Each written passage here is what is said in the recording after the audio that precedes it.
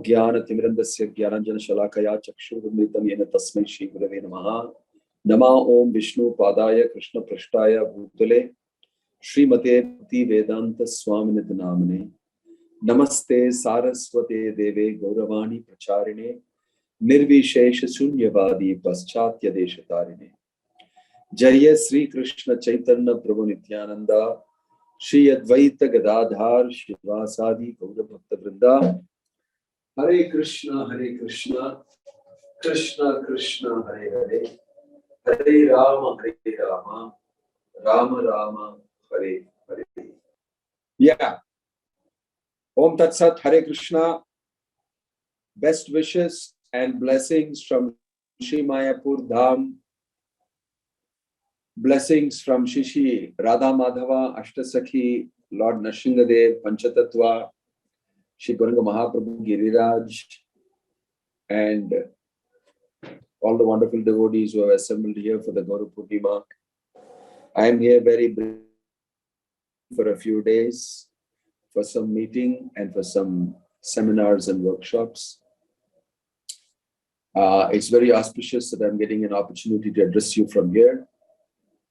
It's especially Krishna's mercy, and I hope the internet connection sustains itself. Presuming that you're hearing me pretty good. Okay? Right. Yes, Maharaj. Om Tat Sat. So, I think the last time, if I remember right, we discussed 15th chapter, and we did the famous shloka about Mamaivam Sajiva Loke Jivabhuta Sanatana Manaha Shashtan Indriyani Prakriti Sthani Karshati. The famous shloka about. So our ending was chapter 15, verse 15, wherein Krishna is declaring Sarvasya Chaham Vidhi Sannivishto Mattaha Smritir Jnanam Apohanam Cha Vedaita Sarver Ahameva Vedyaho Vedanta Krit Vedavid Chaham. You got it right? Is that what we were discussing? Yes, Maharaj. Am I right?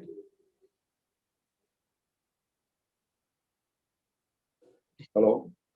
Yes, Maharaj. Yeah, do you think so? So, that's the shloka that we were dealing with. And after that, you have Krishna explaining something amazing and wonderful. We will dwell on that today, and the chapter will end. Krishna explains, Sarvasya Chaham Hridi Sannivishto. I am situated in everybody's heart. That means he's describing his Paramatma feature. From me comes knowledge, remembrance, and forgetfulness. Mattaha Smritir Apohanam. Three things he's talking about. Knowledge, remembrance, and forgetfulness. Apohanam means forgetfulness. These three things from the heart, I can influence. It's a very solid information that you're getting, that inside your heart, inside you, in this body, is Krishna situated as Paramatma. And I can influence you with knowledge, remembrance, and forgetfulness. Let's mark the statement. Then he goes to say, I am the compiler of the Veda, I am the knower of the Veda, and by the Veda you must get to know me. That's the reason, that's the purpose of the Veda. Vedaischa sarve ahameva vedya vedanta krit vedavid evacha. Very powerful shloka. So these two things are connected. I compile the Veda, and I know what you should understand from the Veda. And by all the Vedic literatures, learning and education, everything, you must come to the point of understanding me as the absolute truth. Because that is the purpose of the Veda. Very solid statement. Simple, very assertive, You can't be a Vedic scholar, you can't be a Trivedi, you can't be a Chaturvedi. If you say that I am God, you are God, everybody is God. It's complete nonsense. This one statement of Bhagavad Gita very clearly states that Veda is meant for you to know me. Krishna is saying. Period. That's all. There's no great detail required. Why? I am the Supreme Lord. I am the Supreme Personality. I am the Supreme Absolute Truth. I need to say it only once. What is that? The purpose of the Veda is to know me, the Absolute Truth. Yes, sir. So after this shloka, Krishna goes ahead to speak about an amazing topic. Dvavimau purusha loke ksharascha akshara evacha. We go to 16. Kshara sarvani bhutani kutastam akshara uchyate. Very carefully here, there's just 2-3 shlokas towards the end. Let's just go through that. Dvav imau purusho loke. In this world, there are 2 types of beings. Anyway, somebody can read the translation. Who would like to read that? Priya? Priya 1, Priya 2. So, Maharaj, shall I, Maharaj? yeah, please. Krishna. There are 2 classes of beings, the fallible and the infallible. In the material world, every living entity is fallible, and in the spiritual world, every living entity is called infallible. Thank you, Maharaj. Hare Krishna. Hare Krishna, Maharaj. Yeah, I heard you. Fine. Thank you. Can you hear me? Yes, now I can Can hear you, me? Maharaj. Yes, now I can hear. Yeah. So thank you. So Krishna is stating here that there are 2 classes of beings. One is the fallible and the other is the infallible. Let's understand what this means. Kshara and Akshara. Kshara means those who are fallen from their position. Their eternal position, they've fallen down. We are all in this material world. Kshara sa sarvani bhutani. In this material world, bhutani means in this material world, all of them are kshara, means fallen down. Okay? Kutastam akshara uchyate. But in the spiritual realm, there is akshara. They are all situated in their proper constitutional position. They're situated properly. So all of us who have come down away from the spiritual realm to this material world, they are called kshara. And those who have not done so and continue to live and exist in the spiritual realm with Krishna in the spiritual planets, they are called akshara. They are called akshara. And Krishna is also saying in the spiritual world, all of them are infallible. They don't think about a material situation. They don't need to. And therefore, they are permanently situated in that situation. In another place also, we heard Prabhupada telling the material manifestation is Ekapada Vibhuti, and the spiritual manifestation is Tripada Vibhuti. It's fully spiritual.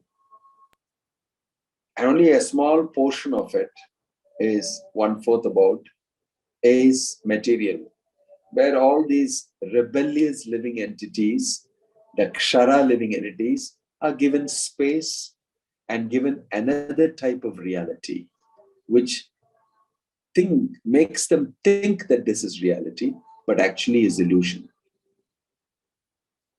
So this is the world of the kshara, world of relative truth, the world of illusion, right? The world of temporariness. Opposite to that, in the 15th chapter, remember in the beginning, he said, Urdhva Moolam Adashakam. the real world exists. So Krishna is saying now that you know that world and this world exists, those who are in the spiritual realm are Akshara, those who are here, Kshara Sarvani Bhutani, they are all fallen, fallible. Then he goes to say beyond, if you read the purport, you'll also know, in the 17th shloka, Krishna is going ahead and saying, Uttamaha Purushastva Anyah Paramatmeti Udahritah Jo Lokatrayam Avishya Bibhati Avyaya Ishvarah. So this is a simple theory. Priya 2, can you read that? Because I am transcendental, beyond both the fallible and the infallible, and because I am the greatest, I am celebrated both in the world and in the Vedas as that supreme person. I think you read the wrong one. I read the 8th one. The 17th is what is required to be. Okay. Besides these two, there is the greatest living personality, the Supreme Soul, the imperishable Lord Himself, who has entered the three worlds and is maintaining them. Hare Krishna Maharaj. Yeah. Thank you. So now he explained two, fallible and infallible, Kshara and Akshara. Then, so this is the total content of the living entities.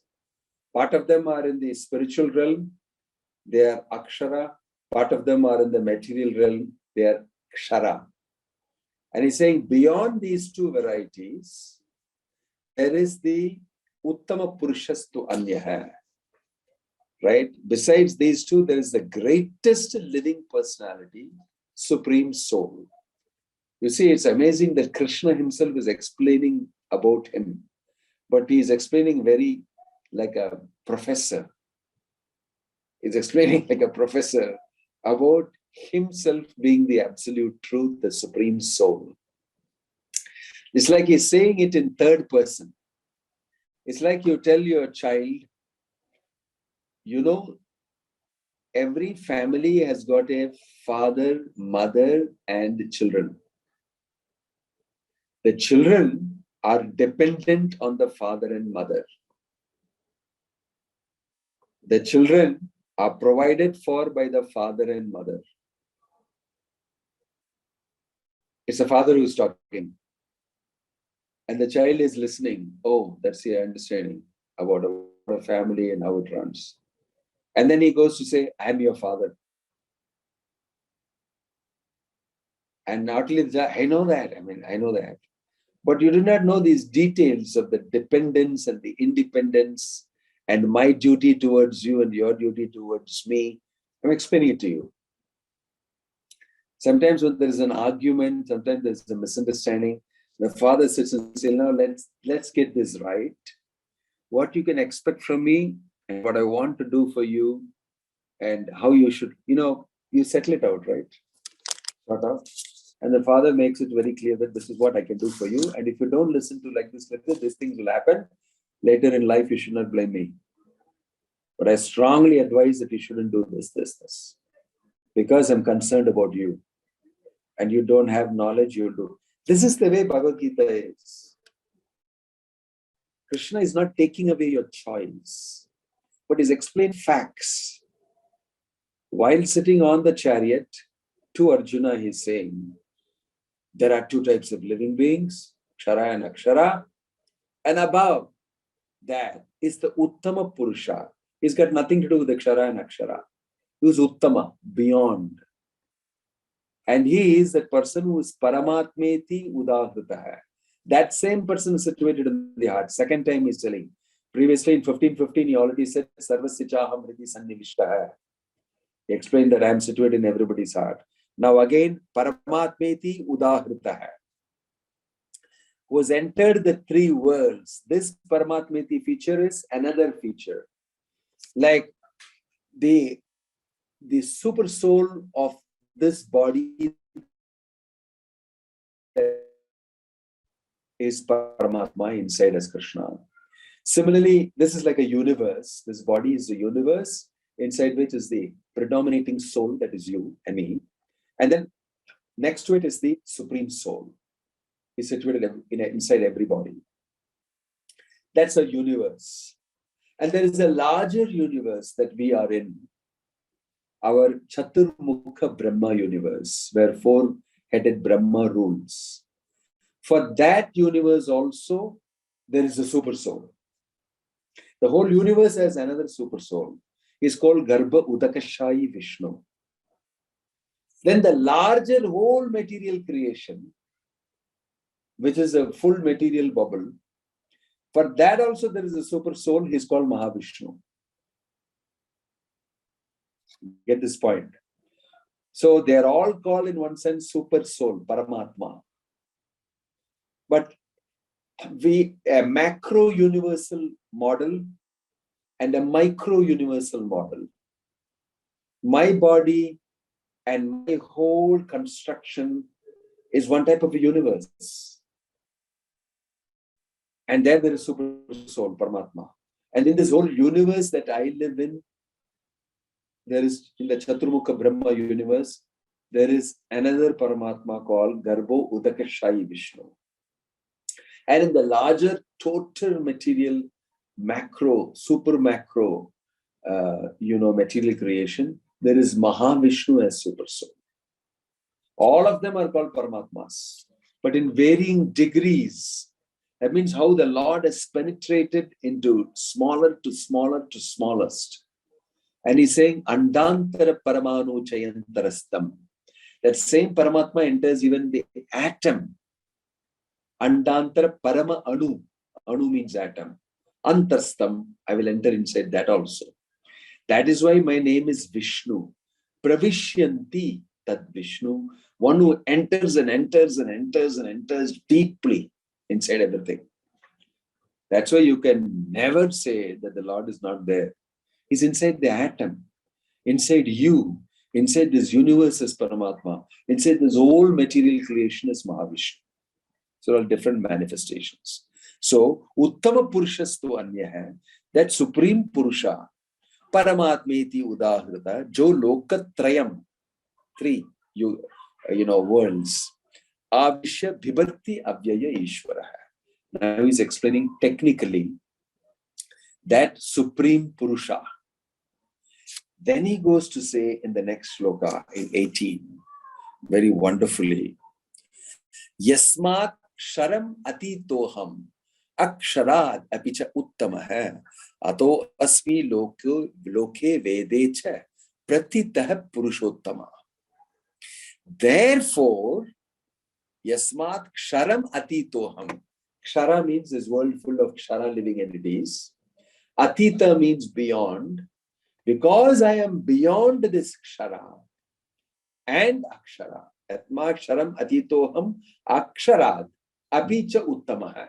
Even above the spiritual realm where the Akshara is situated, even I am beyond that also, Uttamaha. Therefore, Ato Asmi Loke Vedecha. Therefore, in the Vedas, I am described as Purusha Uttama. Therefore, in the Vedas, I am described as Purusha Uttama. What a very neat technical step by step. Patiently, Krishna is explaining to Arjuna. I'm so amazed on the battlefield. He's taking the pain to explain because Arjuna has asked a question. So technical. Because I am beyond all these categories, Uttama Purushastu Anyaha Paramatmeti Udahrita Jo Lokatrayam Avishya Bhibhakti Avyaya Ishvara. Then he says, Yasmat Ksharam Atitoham Aksharad. He said earlier, I'll tell you about two types of people in this world, Kshara and Akshara. Then I am beyond the Kshara and the Akshara. Atitaham.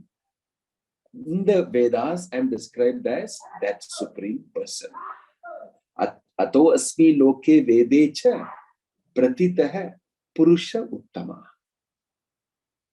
Now you'll understand what is a Purusha Shukta that is chanted. Om Sahasra Sirsha Purusha Sahasrakshas Sahasrapat Sabhumin Vishpato Vritva Atyatishtat Dashangulam Purusha yevedagam sarvam yad bhutam yaccha bhavyam utamritatvaseshanaga yadannena tirohati etavanasya mahima ato jaya gumscha purushah padosya vishvabhutani tripat asyamritam divi. Like that it goes, describing this Purusha, how he has entered the universe and how he is the supreme Purusha, how he is situated in the heart. It's a big description because this is the role of Krishna inside this material realm. He becomes Vishnu and enters it, right? That is why I'm called Purusha Uttama. He's giving a clear technical reason. Then in the last shloka he says, Yomam evam asammudo janati Purusha Uttamam Sarvavid bhajati mam sarvabhavena bharata. He closes this chapter, which is called Purushottama Yoga, by saying, whoever knows me as the Supreme Personality of Godhead, right? Yomam evam asammuto, without becoming fooled by the illusion, without doubting. Janati Purushottamam. Janati means one who knows that I am that supreme Purusha Uttama, as I explained to you. Sa sarvavid bhajati mam sarvabhavena bharata. Without doubt, that person is the knower of everything. He therefore engages himself in full devotional service to me. That is the meaning of sarvavid bhajati mam. Bhajana means devotional service. O son of Bharata, that person knows everything. Sarvavid. Vid means coming from the word Veda. Veda means knowledge. Sarvavid means one who knows everything.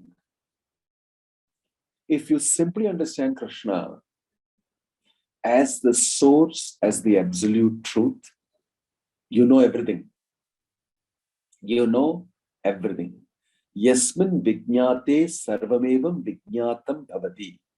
There's a shloka in the Vedas that says, by knowing whom, everything else becomes known. You get that? By knowing whom, everything else becomes known. See, what more explanation do you want about God than what is given in the Bhagavad Gita? Look at this Purushottama Yoga chapter, how clean it is explained, how clearly it's explained. God is doing it. Krishna is doing it for you. I am so amazed that in spite of all these direct words of Krishna, people go around teaching from Bhagavad Gita that you can be God, I can be God. It is a science. And you can get to know it from God only. And that the 19th shloka, Yomam evam asammudho, after Krishna has explained about his position as Uttama Purusha or Purusha Uttaman, Krishna is saying, one who knows this information is the person who knows everything. It's a rather very powerful statement. If you know Krishna, you know everything. It's a statement made by Krishna in the Bhagavad Gita here. If you know me, you know everything. Which means that you know the absolute truth. You're no more in illusion. You're fully knowledgeable. You know how to act and carry forward your life. So it's very clear from Bhagavad Gita that God is a necessary factor for understanding reality. That you can't avoid God and try to understand the truth. Because God itself is the absolute truth. The Bhagavad Gita is presenting that way. If you don't know me, actually you don't know. If you know me, even if you're not a Nobel laureate, even if you did not study medicine, even if you did not study engineering or law or MBA or whatever, you know everything. You know everything. Because you know the purpose of the Veda. Vedaisya sarved ahameva vedyah. You come to know me. So one thing is knowing, then there's another stage beyond that. The other stage, which Krishna will explain now later, KNOW, know, connected with knowledge, KNOW, LEDGE, knowledge. He says you can get to know me, but you can get to also fall in love with me. An acquaintance is one thing. Somebody whom I know quite well is another thing. But somebody who I'm intimately in love and relationship with is another thing. After you get to know God, you can develop beyond that relationships with Him. That will come about now as we reach 18th chapter. Krishna will say, it's okay, you know me, but if you have known me, you should have been falling in love with me because I'm so great. I have all the qualities required to attract you. So what are you doing about with the knowledge? It's just like I told you earlier, that if the child knows that my mother has baked a cake, and it's meant for me, and we are only 2 kids in the house, and the knowledge that the cake is there in the kitchen is pushing them to seek eating of that cake, isn't it? The knowledge of the cake in the kitchen made by the mother and kept is pushing them. They keep on asking the mom, when can we eat it? When are you going to serve it? The mom will say, just wait, it just baked it. It's got to take some time to settle up.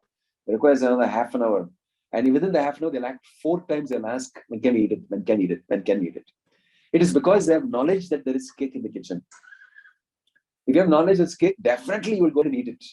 You're not going to go around telling everybody, I have a cake in my kitchen, and publish it on Facebook and put it broadcasts on Instagram, show the cake and keep showing it and keep telling everybody, I have a cake in the kitchen, I have a cake in the kitchen. After some time, people will say, what the hell are you doing with the cake in the kitchen? Why don't you eat it? Why don't you eat it? No. I'm keeping it for the past 1 week. It's in the kitchen. They'll think you're stuck. You're stuck with the knowledge of the cake in the kitchen. You're not able to go beyond it. Then somebody will say, can I come and help you to eat it? It's so stupid that you have a cake and you keep talking about it and you don't eat it. This is the meaning of a jnani. A jnani is a person who said, I know. So what are you doing about it? Since you know, what are you doing about it? You must be falling in love with Krishna if you know. If you don't know, that's another thing. But since you know from your study of the Vedas that Uttama Purushastu Anya Paramatmeti Udahata, what's the next step you should do? You have to fall in love with him. Just as much as you know that there's cake in the kitchen, the next thing you should do is to eat it. It's very natural. It's very natural. So some people argue that knowledge is the supreme.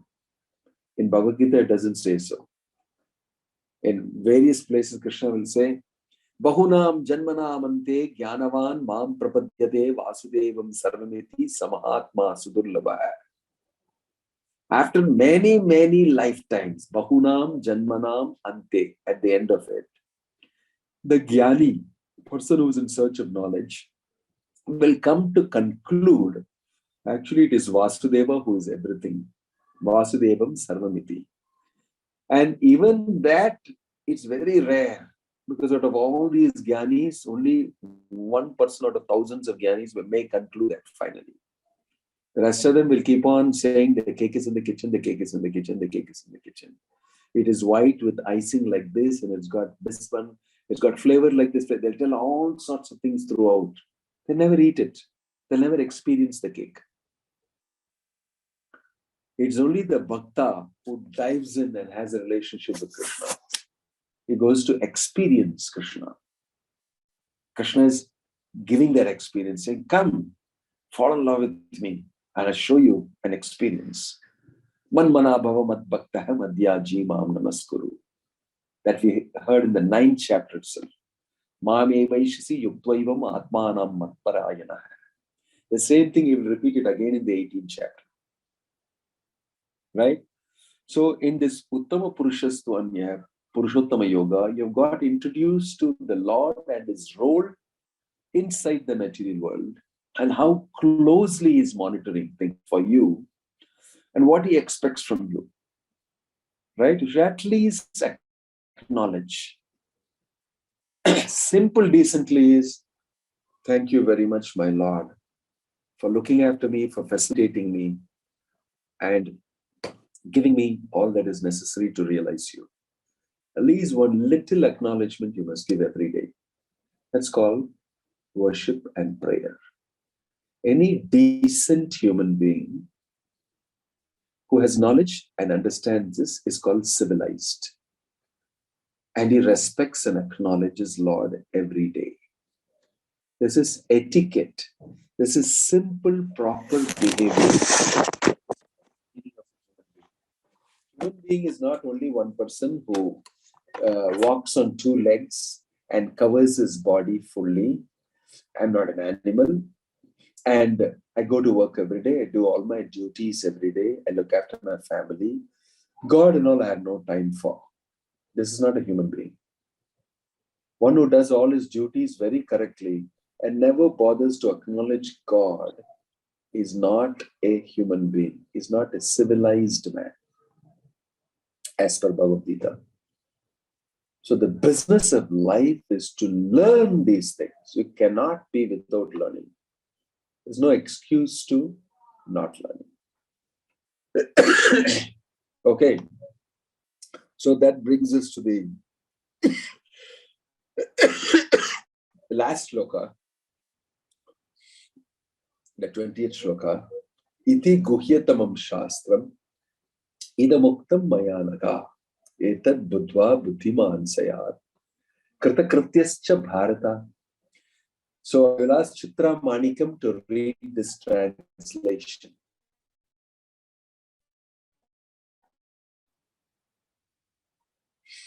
Chitra Manikam ji, please read this translation of Shloka Hare 20. Krishna Maharaj.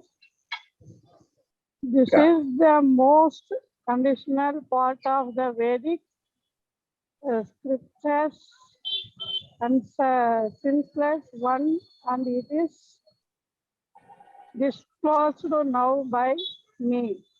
Whoever understands this will become wise, and his endeavors will know perfection. Hare Krishna Maharaj. Yeah, okay, thank you. So this is the most confidential part of the Vedic scriptures. Look at this statement. Knowing me, accepting me is the most confidential part of the Vedic scriptures. O sinless one, O Arjuna, and it is disclosed now by me. I am opening this to you. You are a special person. You are a devotee. You are sinless. You are my dear friend. I am opening this to you. But normally it is not known to everybody because it's confidential. Number two, whoever understands this well will become wise. Wisdom means knowing this information. And his endeavors will know perfection. He'll become successful in his life. With this, the chapter ends. 3 benefits for you if you accept these words of Krishna. Accept the Supreme Personality of God, Purushottama, and his presence in this world properly.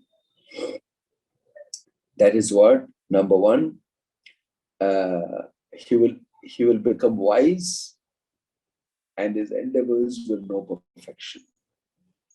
Means he will become successful in achieving the purpose of human life. Wisdom and becoming successful in achieving it. Don't think these guarantees given by Krishna is just somebody given, like the bank gives you a guarantee, or the business, a house gives you a guarantee, or the insurance guys give you a guarantee, life insurance. In this last shloka, he is saying that you'll become wise and you'll become successful in achieving the purpose of life. Iti guhyatamam shastram. What has been revealed to you now is secret. It's confidential.